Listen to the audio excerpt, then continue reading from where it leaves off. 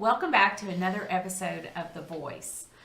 It is our intent leading up to the election to bring you some candidates who are running for office that we think share the values that you have. And so tonight it's our great honor and high privilege to have Mark Robinson, who is the Republican candidate for Lieutenant Governor in the election this fall. Welcome to The Voice, Mark. Thank you for having me. It's a pleasure to see you again. Sure. Well, we're excited to have you, and you have some big shoes to fill because Dan Forest is now running for governor, and we're just very pleased that you're in the race, and think you have the leadership capabilities to make a good replacement for Dan. You have an exceptional story. I think you were born and raised in Greensboro, and you grew up in an impoverished home where you didn't even have air conditioning or a shower. Mm-hmm. And so you're the ninth of 10 children, I understand? Yes, ma'am. Yes, and here you are running for lieutenant governor. That is amazing. So tell me about your childhood.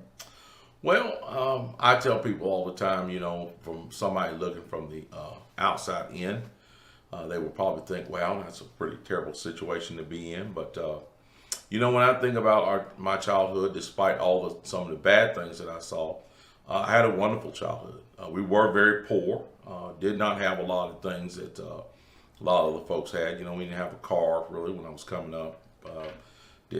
We had a bathtub, but we didn't have a shower. We never didn't have air conditioning. And when I was very, very young, I just felt very separated from society. Because we did seem to live in such an impoverished household. But when I look back at those times now, I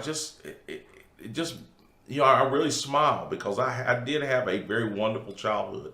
And the reason why I had a wonderful childhood is because we had what was important. We had parents that loved us, and we loved each other, and we understood what was important. What was important to us was faith and family.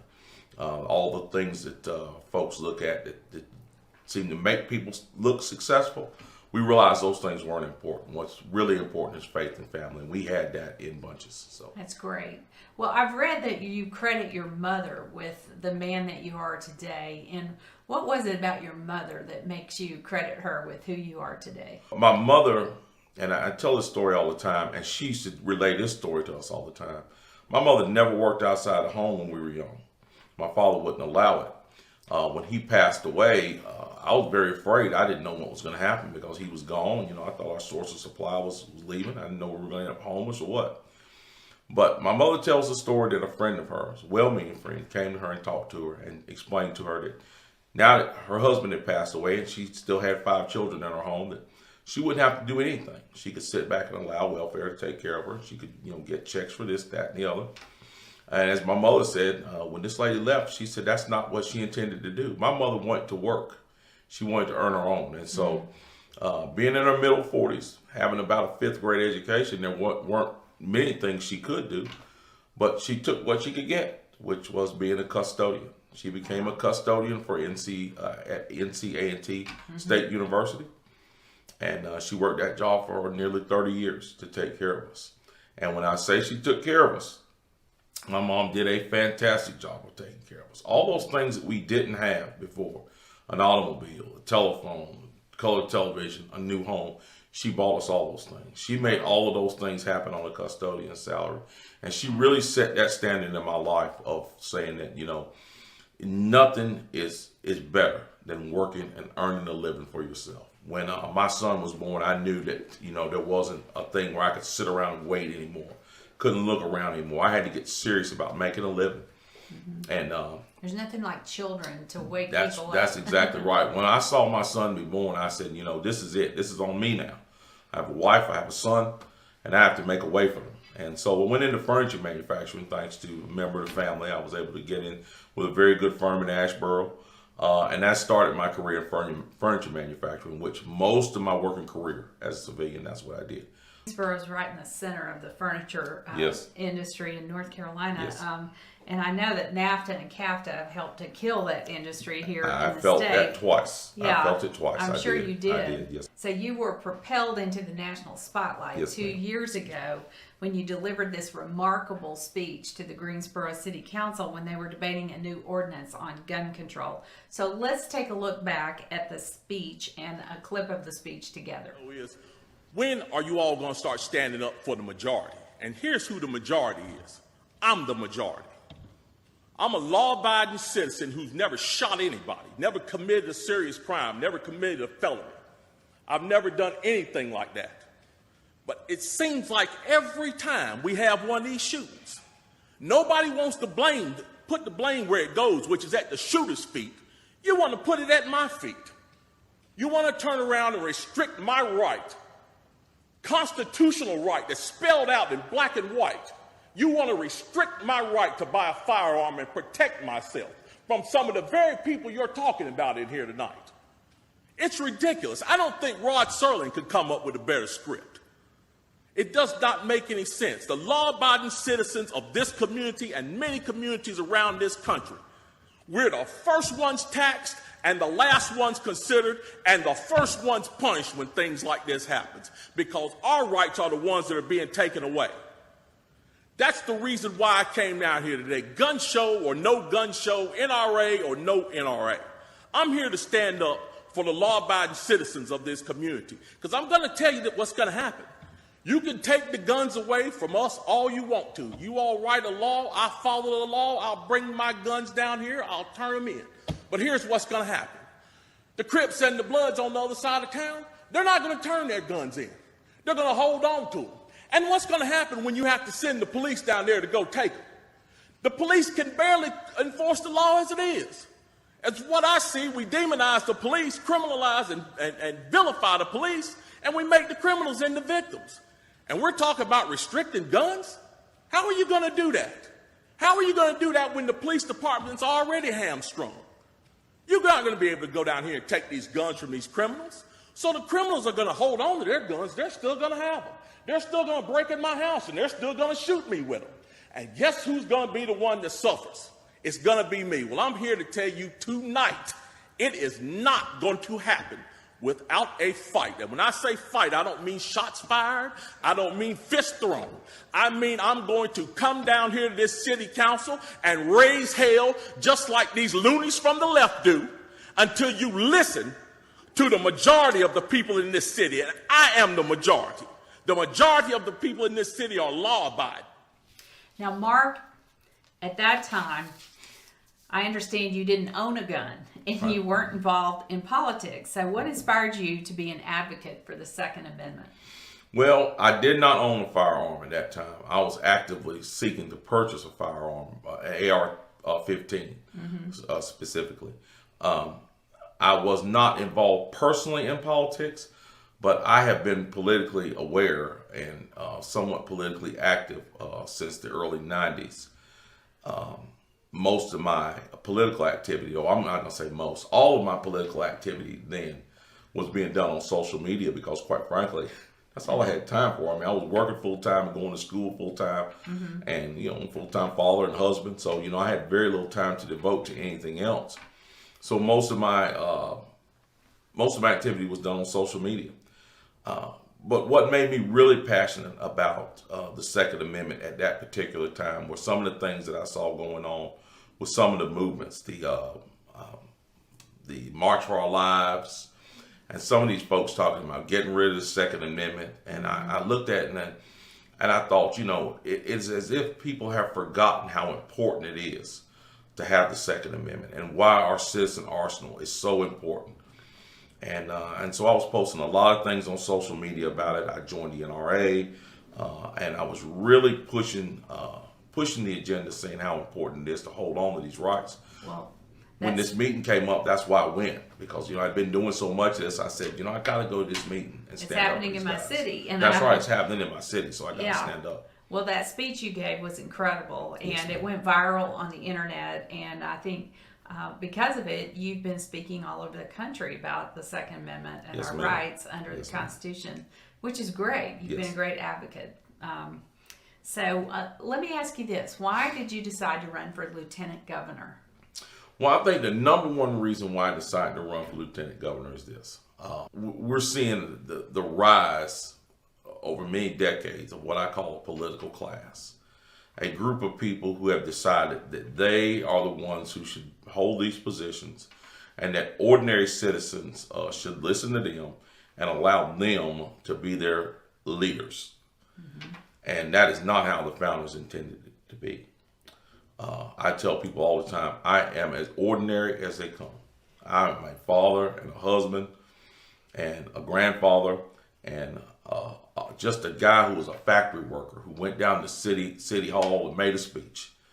And the reason why I'm running for this office is because I want ordinary citizens to stand up and reclaim their rightful place in this government of the people, by the people, and for the people. And I want to lead by example doing that as running for lieutenant governor. That's wonderful. That's Yes. great, Mark. Many of our listeners don't even know what the lieutenant governor does. It's not an office that people interact with in their daily lives. So can you tell us, what does the lieutenant governor do? Well, the main job of the lieutenant governor is to serve as the president of the Senate.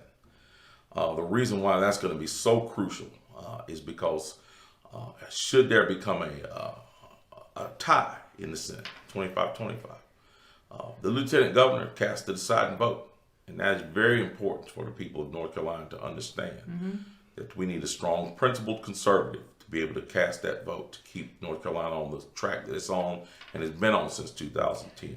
I've actually seen that happen before. Yes. When the lottery was voted on in Yes, the ma'am. North Carolina Senate, the Senate president at that point in time was Beverly Perdue, who later became governor, and she cast the deciding vote to Yes, pass ma'am. the lottery. Yes, ma'am.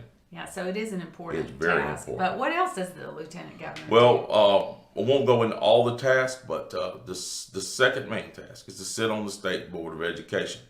And that is another one of the reasons why I chose to run for a lieutenant governor.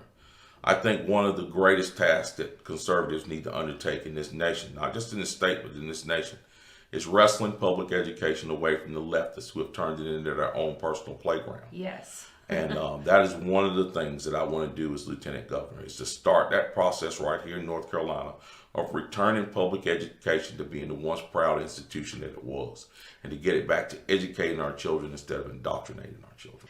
Now, your opponent, Yvonne Hawley, spent her entire career as a state employee until she won a seat in the North Carolina House of Representatives.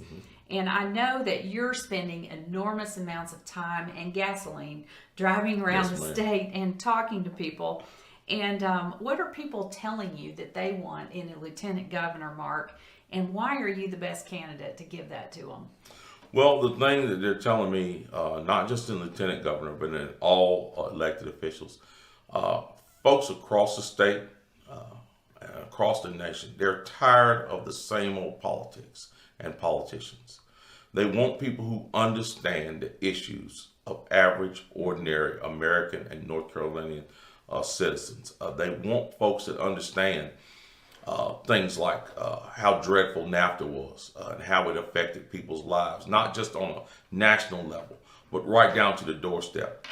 They want people that understand how indoctrination in schools are ruining not just children's lives, but ruining families, Right. and ruining parents' ability to be able to raise their children as they see fit. Right. They want politicians, or they want elected officials who understand that they are not there to serve special interests, and they're not there to serve themselves.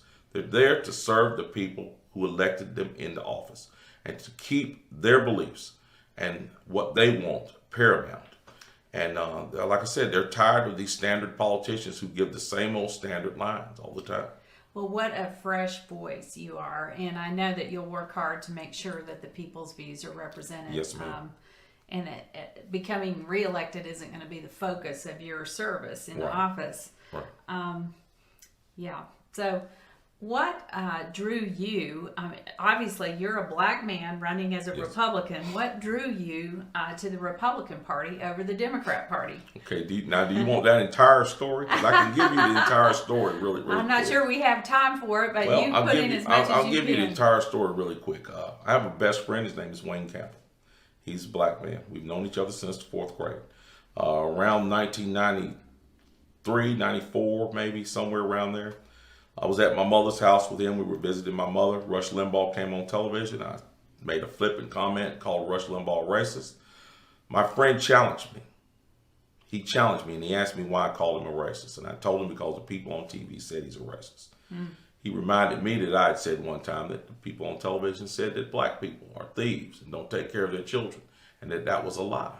And he asked me a question. He said, if they could be lying about Rush Limbaugh, if they could be lying about black people, why could they not be lying about Rush Limbaugh? And because of that challenge, I went out and I bought Rush Limbaugh's book, The Way Things Ought to Be. I did. I read that book. And when I read that book, I discovered that I was a conservative. Wow. And that had always been a conservative. And once I discovered I was a conservative, I went about a course of action with him of learning the difference between the two parties. Learning that the Republican Party was responsible for ending slavery, was responsible for giving black people equal protection under the law and giving black people and women the right to vote. That they were responsible for repudiating Jim Crow during the Civil Rights Movement through the Brown versus Board of Education ruling. And that the Republican Party has been the party of freedom and equality throughout history. Once I learned that fact and saw that the Republican Party lines up with my values, it was a no-brainer for me to become a Republican, a staunch Republican, and vote Republican ever since. That's great. I'm Yes, glad I got the entire answer because Yes, it was ma'am. worth it. Yes, ma'am. Thank you. So if you're elected, Mark, are you going to be the first black man to occupy the lieutenant governor's office? Yes, ma'am. We will be the first black person to occupy the seat, period, and we definitely want to do that to set this legacy for the GOP as what I call the party of freedom and equality. That's wonderful. Yes. I agree with you on that. Yes, ma'am. Well, Mark, what is it that you want to accomplish when you're elected as lieutenant governor? Well, number one thing that I want to accomplish is I want to help the legislature continue on the track that they've been since 2010. We just can't say it enough what Republican principles, conservative principles have done for this state since 2010, and the wonderful job our Republican-led legislature has done in turning around every metric in this state.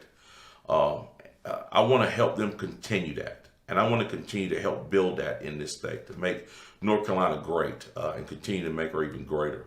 That's great. The second thing is I want to start that process, as I said, of taking away public education from the left and making it back into a great institution that serves not itself, but the parents and the students and the administrators and the teachers of this state, and not its own self-interest. That's great.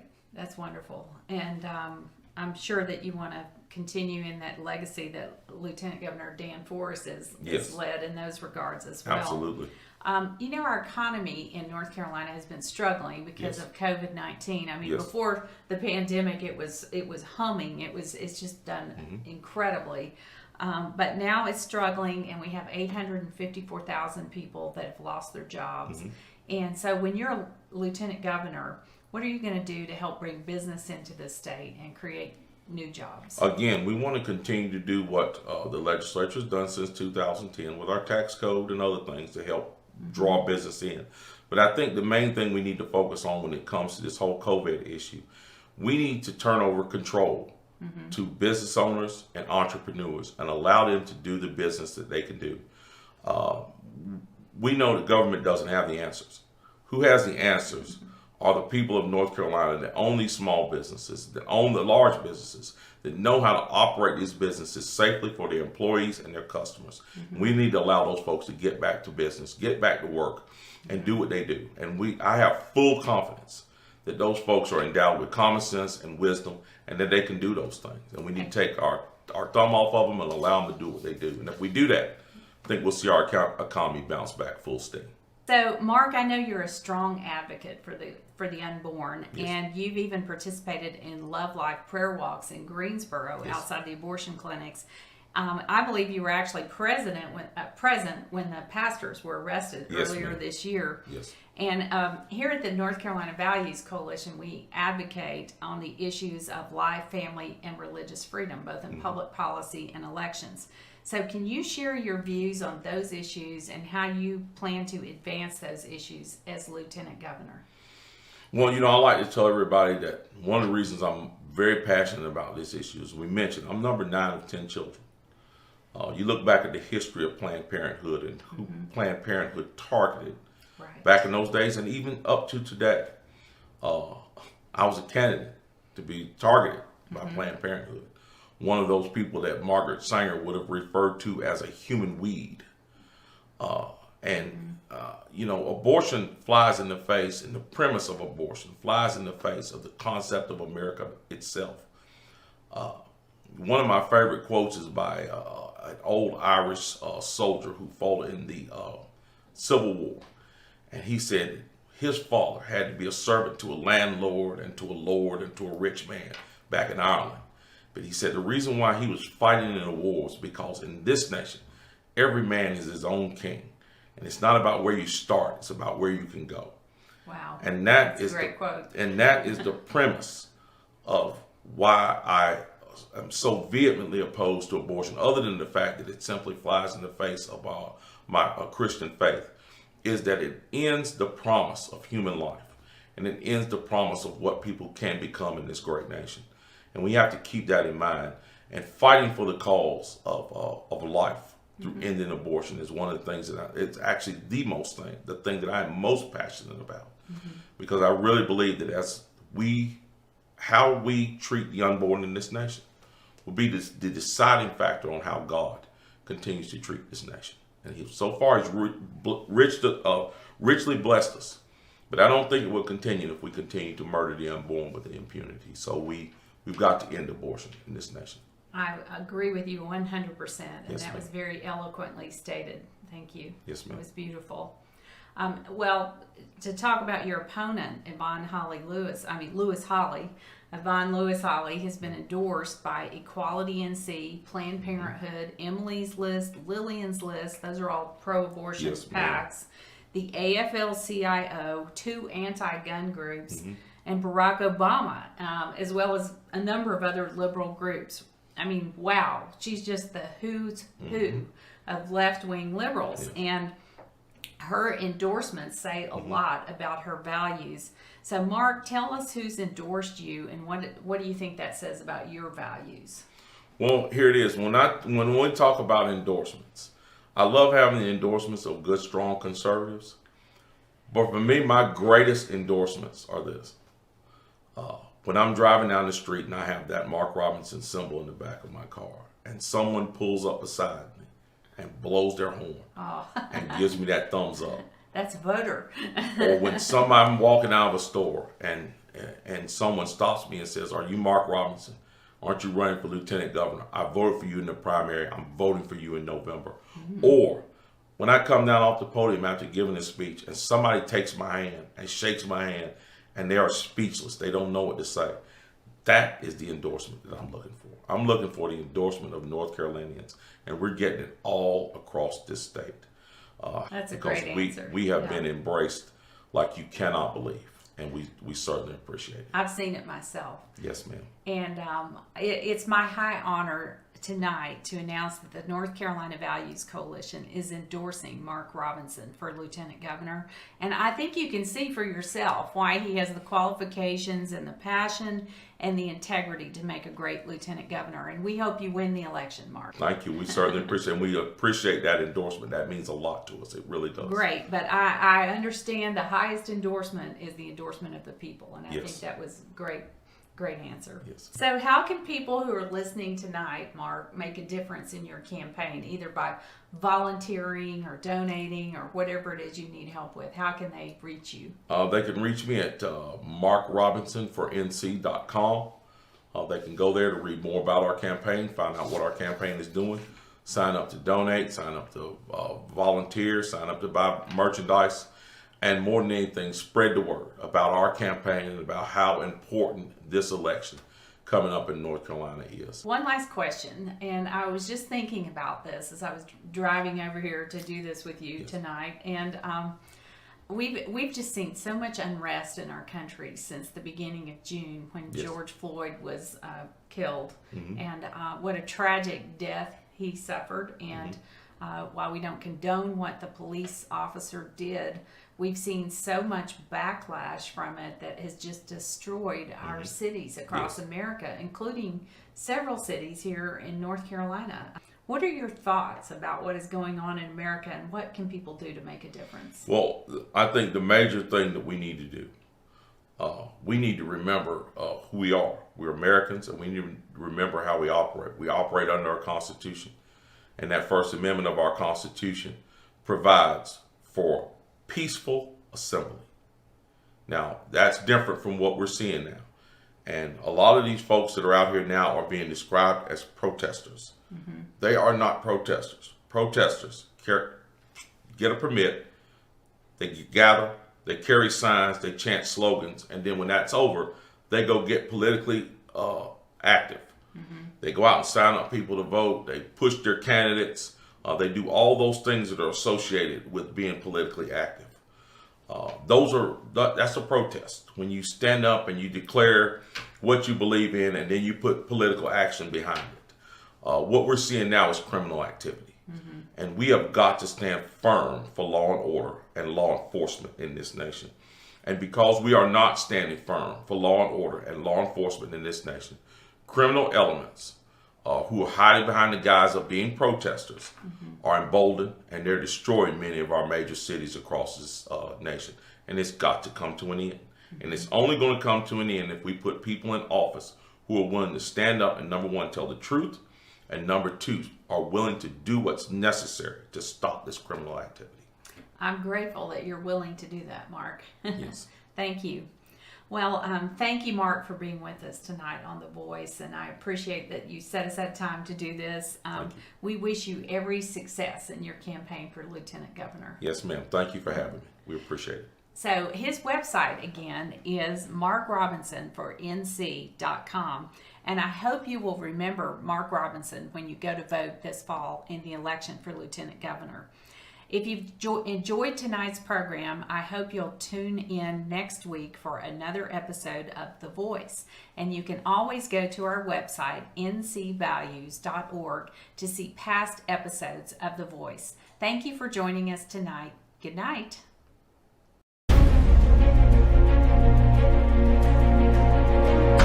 Which of these issues do you care about?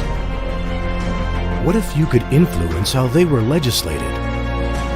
What if you could impact the outcome of the next election? What if you could change the course of America?